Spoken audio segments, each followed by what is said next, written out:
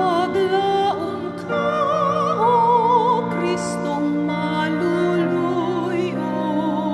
ang kasing-kasing kusultihan mo. Ug luwasan ako sa kasalanan, sa masalay pun makatuyuan. Paglaom ka, O gasa nga langit nun, dadi ako kalanun sa kalag. Bumuhi sa Espiritong balaan, bulngang kasakit sa kalibutan.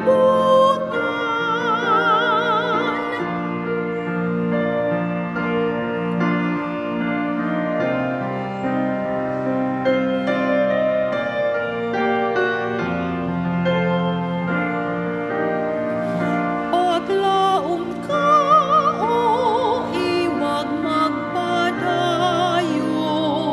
tultuli ang nasaag nga kalag.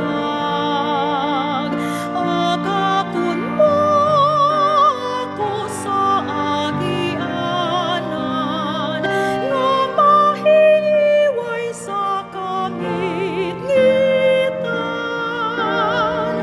Paglaom ka, O Kristong madaugon, sa kamatayon kasakit usab. Manduan mo ako ug sa kanunay, magapadayon ka, O Ginoo. Amen.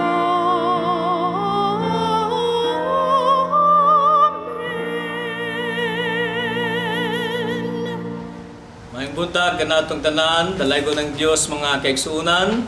Welcome na usab sa atong Metro Davao hiniusang pagsimba Nobyembre 8. Gidapit nato ang tanan nga mga kaigsuonan diha sa tagsa-tagsa ka Panimalay, ining sayo sa kabuntagon alang sa atong hiniusang pagsimba nga binisaya. Dalaygon ng Dios sa iyang pag-uban kanato pagligon niining panahon sa pandemic ug dalaygon siya nga maghatag sa iyang mensahe kanato karon pinagi sa iyang alagad Pastor Boyet Hilot. Andamon nato ang atong tagsa-tagsa ka mga kaugalingon.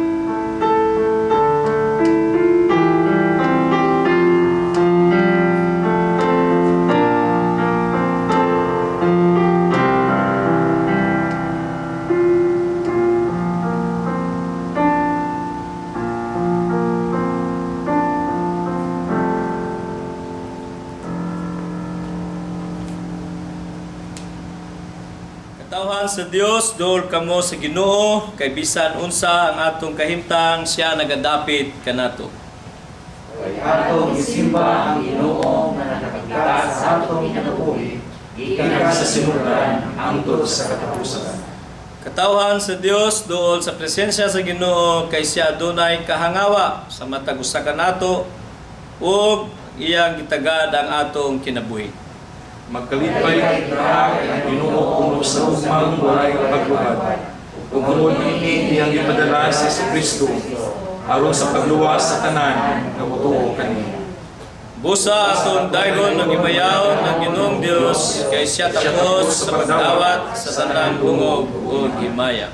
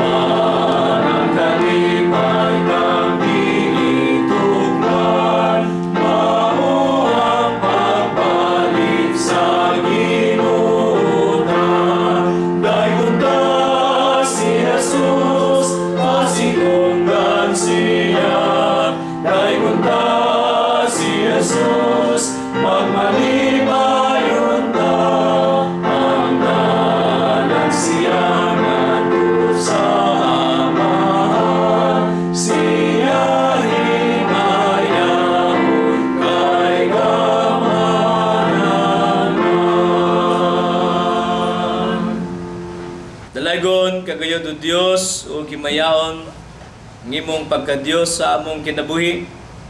Kay ikaw Ginoo nagasangkap hangtod niini nga mga tagna aron kami Ginoo padayon sa pagsimba galagad pagbuhat sa imong kabubuton. Salamat sa laing adlaw sa panagtigom diha sa tagsa-tagsa ka panimalay pinaagi nining usang pagsimba online. Salamat Ginoo nga magaduaw ikaw sa tagsa-tagsa ka mga panimalay karon ug mga tagsa-tagsa ka mga magtutuo nga muuban ug musubay sa pagsimba nining sa iyong kabuntagon sa Domingo. Aron kami Ginoo may usa sa among pagtuo pagsalig malig-on sa padayon namong pagpangalagad ug ikaw himayaon gayod kay tapos ikaw magadawat sa tanang himaya ug dungo. Ihalad namo tanan namong mga kinabuhi. Pasalamat ug pagpamalandong sa ngalan ni Jesus. Amen. Ang patukuranan sa mensahe ni kabuntagon kinutlo diha sa libro sa Hebrehanon kapitulo 11 bersikulo 1 hangtod sa 2 nga nag-ingon ang kahulugan sa pagtuo mao nga may kasiguruhan kita sa mga butang nga atong gilauman nga dili makita. Pinaagi sa pagtuo ang mga tao sa karaang panahon gikahimutan sa Dios. Managi panalangin ang pagbasa. Pwede nang buling ko.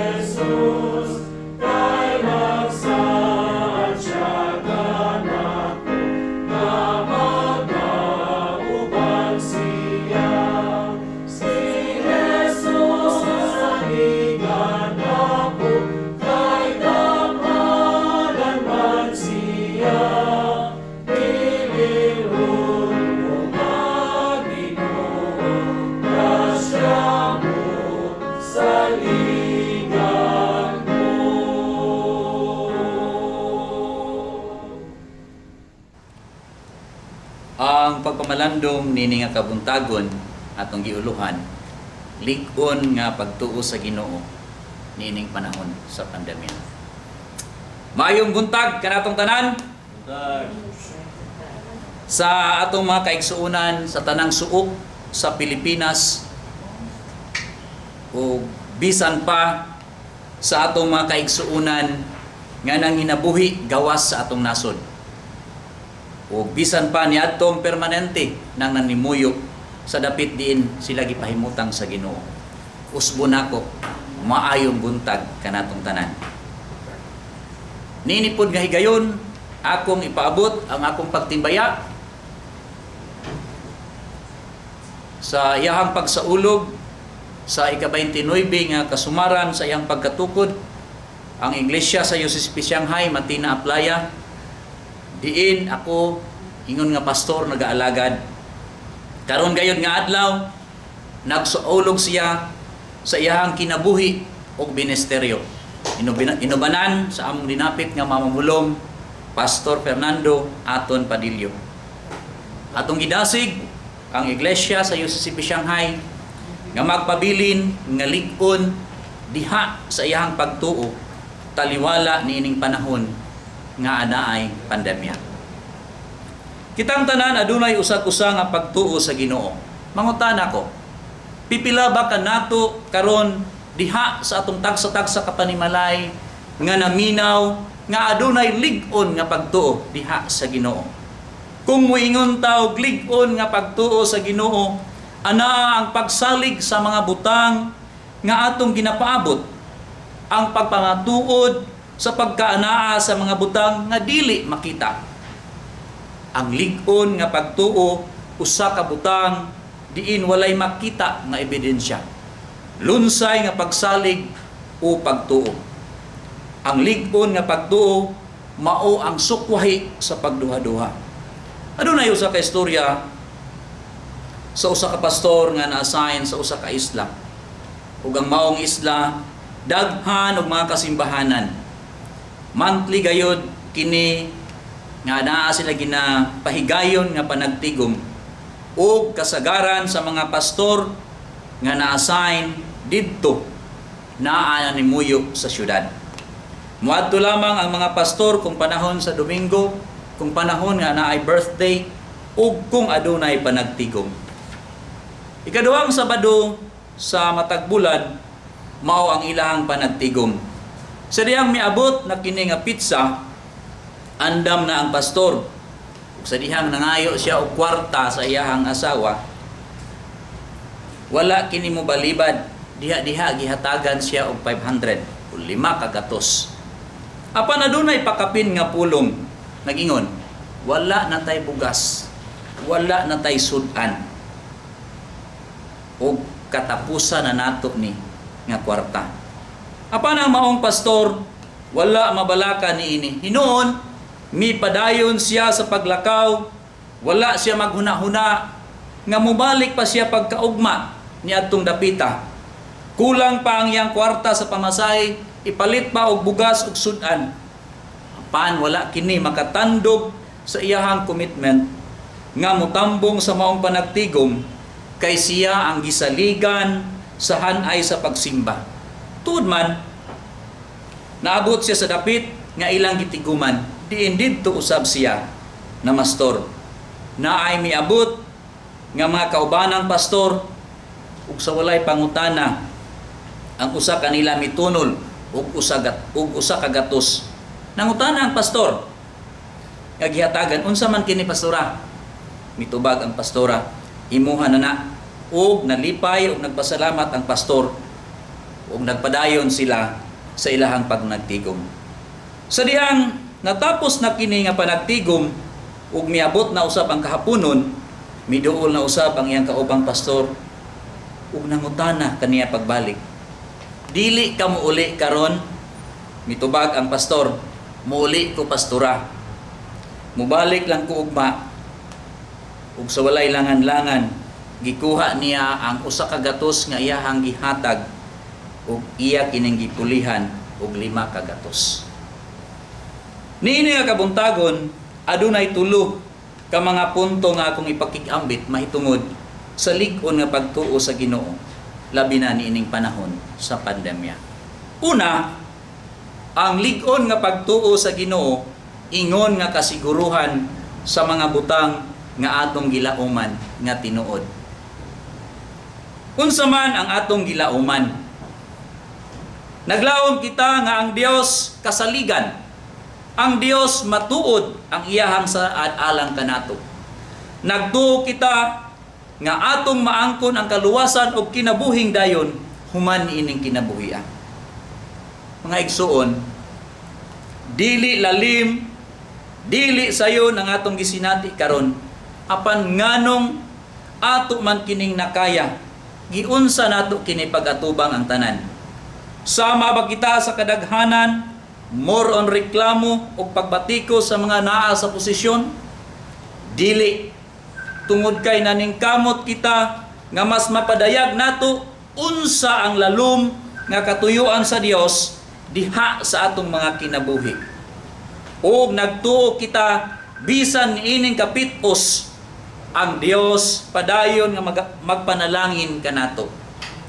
Sa istorya sa usa ka pastor, atong mapanaminan ang usa ka kinaiya nga puno sa pagtuo o pagsalig.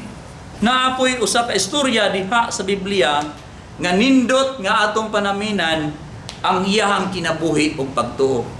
Ang kinabuhi ni Job ug pagtuo ni Job. Sa Job 2:9 og 10 nag-ingon, unya giingnan siya sa iyang asawa, magpabilin ka bang matarong bisan ining tanan? Balikasa ang Dios o kamatay. Apan giingnan ni Job ang iyang asawa, ang imong sinultihan sama sa sinultihan sa mga babaeng buang-buang. Mudawat ba lamang kita gikan sa Dios og mga maayong mga butang ug dili mga kadaot? Bisan pa niining tanan nga giantos ni Job, wala siya makapasipala sa Dios. Atong makita nining tibuok nga basahon ang pagsulay sa pagtuo ni Job. Apan pabilin siya sa iyang pagtuo ug pagsalig sa Dios bisan pa sa iyang makalilisang ug walay katarungang pag-antos. Apan unsay iyang gisulti? Musalig kita kaniya kay siya gamhanan ug nasayod siya sa iyang gibuhat. Klaro og tataw nga mga pulong ni Job nga bisan sa kahimtang nga iyang gisinati, anaa kaniya ang hugot nga pagsabot sa sitwasyon. Naa kang Job ang pagsalig og pagtuo sa mga butang nga matuod. Niini nga panahon gisulay usab kita sa atong mga pagtuo. Sama sa gibuhat ni Satanas kang Job, gipadad-an kita katalagman, makalilisang nga sakit. Apektado ang tanan. Gani sulod sa pipila ka bulan gibawalan kita pag-adto sa iglesia. From March until July. O karon na pod anaa na po'y bag-o nga order. Nga mao ang pagsimba nga dili mo kanta. Pagsimba nga inamang. Mga igsuon, giini nga takna buot ni Satanas nga kuhaon niya ang atong atensyon. Aron ibalhin nato ngadto kaniya ang atong kamatinud-anon sa Dios. Unsa ang atong himuon niini nga pagsulay? Ingon nga mga Kristohanon nga adunay lig-on nga pagtuo sa Ginoo, maningkamot kita sa pagsukol, pinaagi sa paglig-on sa atong kaugalingon ug sa atong pagtuo.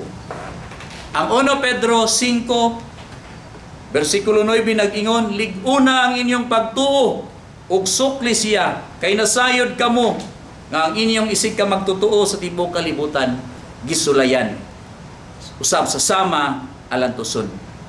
Taas pa ang lanat sa atong pagpakigbatok sa mga pagsulay, apan kung atong batunan ang kinaiya ni Job nga kahibalo mo sabot sa mga panghitabo, nagtuo ko kining tanan yano ug kaya nato uban sa tabang sa atong buhi nga Dios.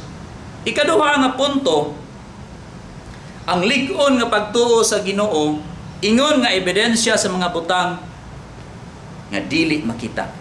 Kini nagpadayag sa atong problema. Tanaw nato, ang Dios dili makita. Dili usab makita ang iyang paraiso o ang kinabuhing dayon nga iyang gisaad kanato nga nagsugod diha sa atong tagsa-tagsa ka pagpaningkamot samtang anaa pakitan ining kalibutan, dili nato makita. Apan ang atong lig-on nga pagtuo sa Ginoo mao ang naghatag kanato og kasiguruhan sa mga butang nga dili nato makita. Wala gayud kitay lain nga gisaligan kun dili nagsalig og nagtuo kita sa hingpit og kasaligan nga kinaiya sa Dios. Ang lig-on nga pagtuo ingon nga ebidensya sa mga butang nga dili makita, mupahinumdom kanato sa mga nangagi ug mupamatuod sa atong pagsalig sa Dios ug sa atong pagsalig sa katinuod sa mga butang nga dili makita. Sa atong padayon nga pagpakigbisog niining pangkalibutanon nga hagit, balunon nato ang paglaom, pagsalig ug kasiguruhan nga ang Dios padayon magahatag kanato sa iyang proteksyon, magalamdag sa atong tagsa-tagsa ka mga kinabuhi. Kanunay lamang natong batunan diha sa atong tagsa-tagsa ka kinabuhi ang pagtuon ug pagbasa sa iyang mga pulong nga makita nato diha sa balaang kasulatan, aron masayra nato ang lawom nga hulagway sa katuyuan sa Dios diha sa atong mga kinabuhi. Sa akong simbahan nga gialagaran na ami 1 week Bible reading, ang among tumong og tinguha sulod sa usa ka tuig mahuman namo ang pagbasa tibuok Biblia. Og matag adlaw na ay mga pagpamalandong sa matag teksto nga amo ang i-assign ngadto kanila aron nga mas mapamilyar ang naa ang Biblia. Ang istorya sa usa ka pastor nga akong gisulti kaganihan na hulagway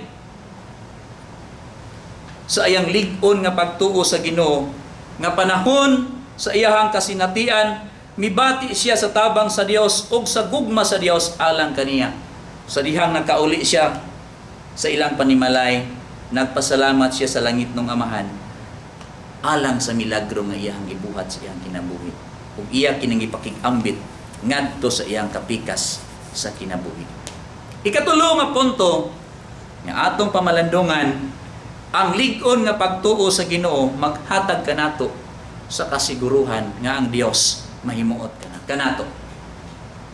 Maghinumdom ba kita sa mga kasinatian nga nanglabay sa atong tagsa-tagsa ka kinabuhi nga nakapahimuot kita ngadto sa atong isig katawo ug labaw sa tanan ngadto sa atong Ginoo?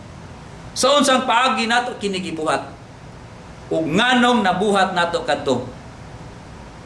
Ato pong hinumduman or nakahinumdom ba kita sa istorya ni Abraham ug ni Isaac unsa iyang gibuhat ngadto sa iyang anak nga si Isaac? Buot niya kining patyon. Ngano man kaha nga iya kining buhaton? Una tan-aw nato. Sa unsang paagi si Abraham ug si Sarah nakabaton sa ilang anak. Atong balikon paghinumdom nga ang Dios nagsaad kanila nga makabaton sila og usa ka anak nga lalaki. Apan kana daw dili mahimo tungod kay si Abraham ug si Sarah tigulang na. Apan wala kakabsi og paglaom si Abraham sa gihapon nagtuog nagsalig siya sa saad sa Dios. Busa unsay nahitabo? Sa dihang si Abraham nagpangidarona og usa ka gatos ka tuig ug si Sarah 90 ka tuig, ang Dios mituman sa iyang saad. Sila nakabaton sa usa ka batang lalaki nga ginganlag Isaac. Apan sa dihang si Isaac ulitawhay na, si Hiuba misulay sa pagtuo ni Abraham. Miingon siya, dada ang imong anak nga si Isaac ug tungas ngadto sa usa ka bukid nga akong ipakita kanimo. Didto patya ang imong anak ug itanyag siya ingon nga usa ka halad. Hinumdumi nga ang Dios nagsaad nga ang kaanakan ni Abraham magpuyo sa yuta sa Kanaan. Panusaon ka na sa pagkahitabo kung si Isaac patay na. Bisan gani si Abraham wala makasabot, apan sa gihapon siya misugot sa Dios. Ug sa dihang nahiabot na sila sa bukid, si Abraham migapos sa iyang anak na si Isaac ug nagpahulo na kaniya ibabaw sa halaran nga iyang gitukod. Pan sa takna gayod nga iya na untang patyon si Isaac ang manulunda sa Dios, mitawag kaniya, Abraham, ayaw unsaa ang bata. Karon ako nahibalo nga ikaw may pagtuo kanako, tungod kay wala nimo ihikaw ang imong bugtong anak gikan kanako. Pagkadako sa pagtuo ni Abraham sa Dios, nagtuo siya nga ang Dios makabanhaw gani kang Isaac gikan sa mga patay. Pan kung atong tan-awon, ang Dios sa pagkatinuod wala magtinguha nga patyon ni Abraham si Isaac, kundili gisukod lamang unsa kalig-on ang iyang pagtuo sa Ginoo. Take note, gisukod unsa kalig-on ang iyahang pagtuo. Mao man usab kita karon niini nga panahon, gisukod unsa kalig-on ang atong pagtuo ngadto sa Ginoo. Unsa kalig-on ang ato ang pagbatok niining kasamtangan nga hagit nga pangkalibutanon nga atong gisinati. Gisukod kita hangtod asa kita daman niini nga panahon. Ug niini nga takna, unsa nga pamaagi ang ato ang buhaton aron mabatukan kini nga pangkalibutanong hagit. Mga igsuon, pinaagi sa atong lig-on nga pagtuo ngadto sa Ginoo. Pinaagi sa atong pagpaambit sa tanan nga anaa kanato sama sa gibuhat ni Abraham.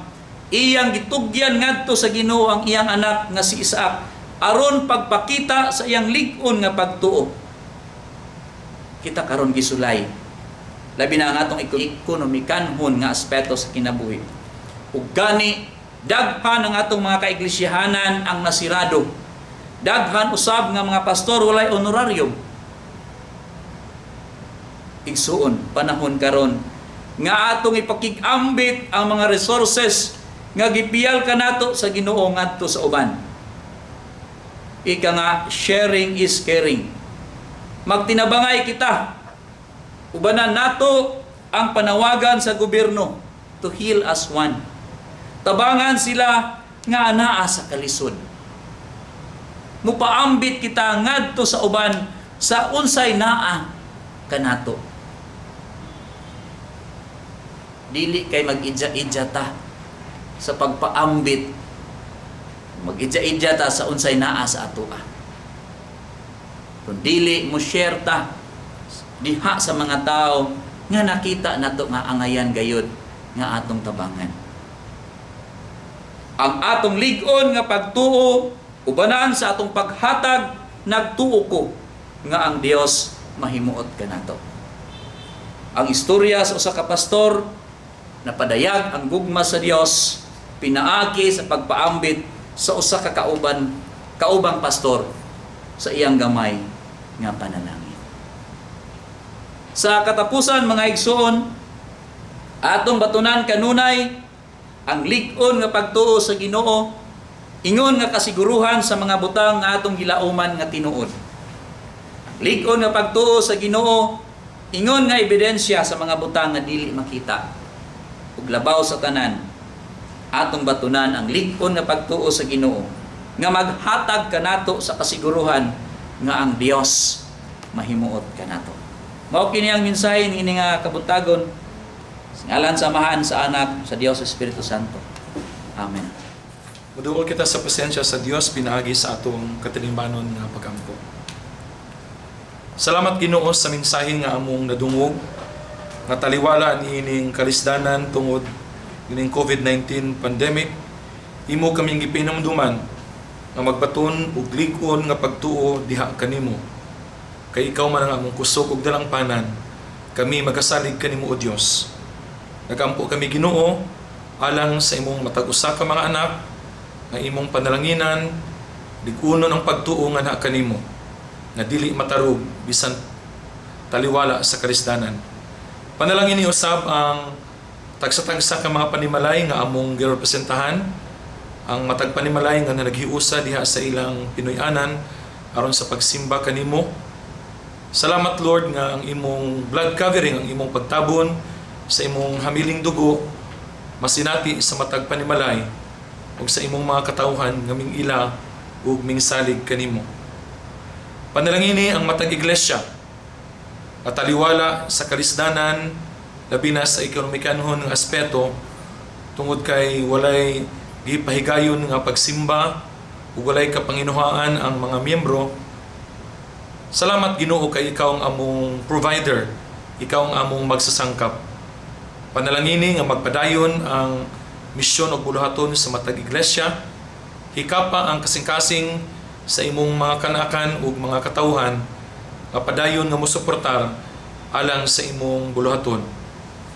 Nagampo kami alang sa among syudad sa Davao, labi na nining panahon nga nag-increase ang COVID cases, Lord. We pray, Father God, for your divine intervention. Ug nagaampo kami dili lamang sa syudad sa Davao, sa pulo sa Mindanao, ug sa managkadaiya nga mga dapit niini, ug sa tibuok nga nasod nga Pilipinas.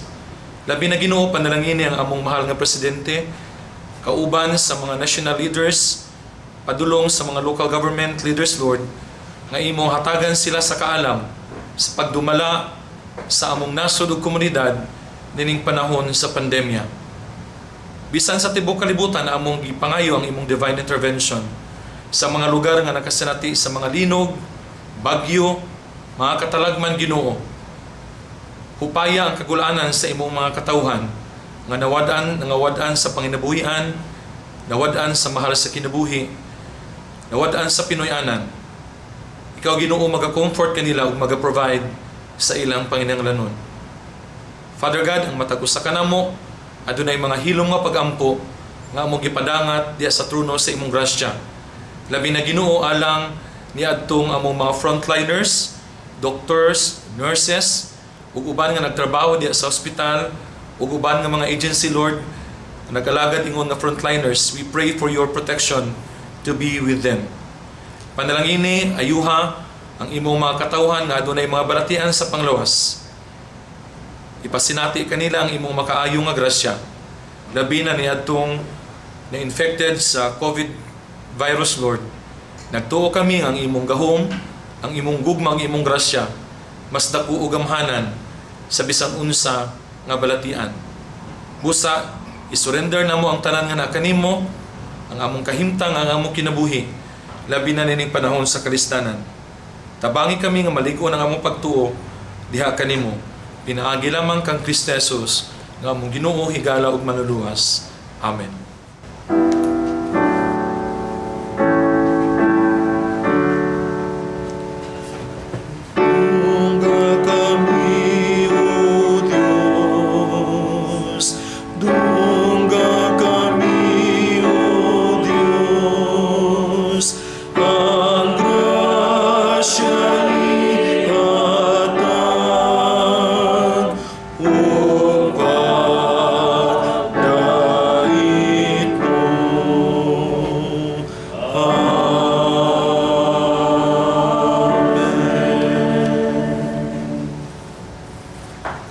Ang Hebrehanon 13:15-16 nag-ingon, usahay mo unta kanunay ang halad ngadto sa Dios pinaagi kang Jesus. Mao kini ang halad sa pagdaig gikan sa mga ngabil nga nagsugid sa iyang ngalan. Iyaw kalimot pagbuhat sa maayo o pagtinabangay kamo kay mao kini ang mga halad nga makapahimuot sa Dios. Ini nga yugto atong nga gilain ang atong mga halad, itong andamon kini alang sa paghatag ug halad ngadto sa Ginoo diha sa tagsa-tagsa ka kasimbahanan diin kita sakop aron magapadayon ang ministeryo sa mga nagkalain-laing kasimbahanan. Labi na sa pagtabang sa mga labing nanginahanglan niining panahon.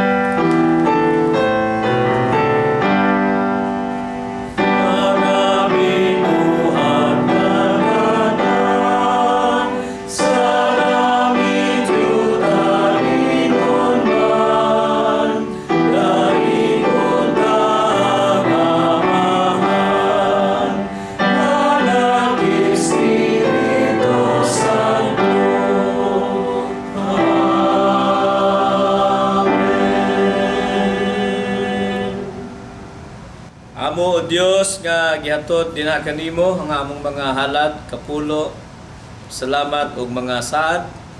Aron kini Ginoo magamit diha sa imong ministeryo dinhi sa kalibutan pinagi sa nagkalain-laing mga local churches. Salamat Ginoo, gamiton nimo kami kini mga salapi ug uban pa ang mga kapaninguhaan alang sa pagtabang sa mga labing nanginahanglan labi na niining panahon na sa daghang kalamidad nga gitubang sa among nasod. Salamat Ginoo sa imong tanang pagtagbo sa panginahanglan sa tanang panahon sa among mga kinabuhi labi na niining panahon sa kalisdanan sa ngalan ni Jesus. Amen. Salamat sa inyong pag-uban sa atong mga pagsimba niining kabuntagon ug ilabi na sa atong magwawali Pastor Boyet Hilot nga pastor usab sa UCCP Matina, Shanghai nga nagasaulog karon uban kita sa pagtimbaya kanila sa ilang pagsaulog sa 29th years sa ilang pagkinabuhi ug pagbuhat diha sa Matina, Shanghai, Tina Aplaya. Siguro karon na human simba pwede natang moadto dito katong tanang gusto moadto adto mo kay na may hikay. Pero social distancing gyapon og face mask panahon sa inigkaon mag face mask lang aron nga mabahin ang atong pagpasalamat. Ako gusto ko maadto pero gikan mamigturil layo-layo na in taon ang panagtapok malipayon nga pagsaulog sa Matina, Shanghai.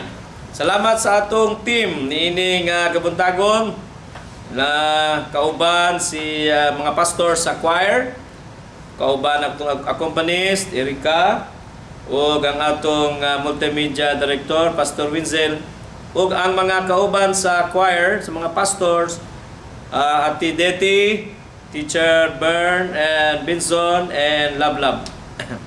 Hinaot nga makapadayon gayon ang pagigugmaay sa usag-usa diya sa pag-awit o sa pag-alagad. Mga igsoon, atong ihalad ang atong kinabuhi sa Ginoo. Itugyan ang tanan kay wala gayud kitay mahimo sa atong kinabuhi kung wala siya. Dalaygon ang Dios kay na-extend ang QR code sa Davao City. Busa padayon kita maningkamot nga makakuha aron nga makalakaw kita padayon pagbuhat, pagsimba, pagalagad sa atong buhi nga Dios. Atong awiton karon himno sa pasalig ingon nga ang walay laing kasaligan kundi ang saad sa Ginoo sa atong kinabuhi.